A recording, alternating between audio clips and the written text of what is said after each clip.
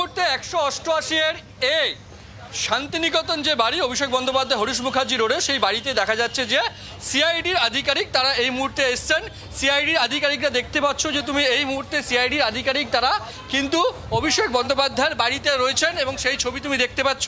যে অভিষেক বন্দ্যোপাধ্যায়ের বাড়িতে সিআইডি তা এসছেন, অফিসার আধিকারিকরা এসছেন, যে তুমি সেই ছবি দেখতে পাচ্ছ যে আধিকারিকরা এসছেন, কিন্তু কি কারণে এসছেন তারা কিন্তু কেউ বলতে চাইছেন না। সেই ছবি তুমি দেখতে পাচ্ছ যে ইতিমধ্যে 2-3 জন আধিকারিক সিআইডি তারা এসছেন অভিষেক বন্দ্যোপাধ্যায়ের শান্তিনিকেতনের বাড়িতে, এবং কেন এসছেন তারা সেটা বলছেন না। কারণ কিন্তু ইতিমধ্যে আরেকটা বিষয় যেটা ঘটছে যে সিআইডিকে কেন্দ্র করে যে সিআইডি টিম আমরা দেখেছি যে গত কয়েকদিনে কলকাতা সহ রাজ্যের বেশ কিছু বিধায়কের তারা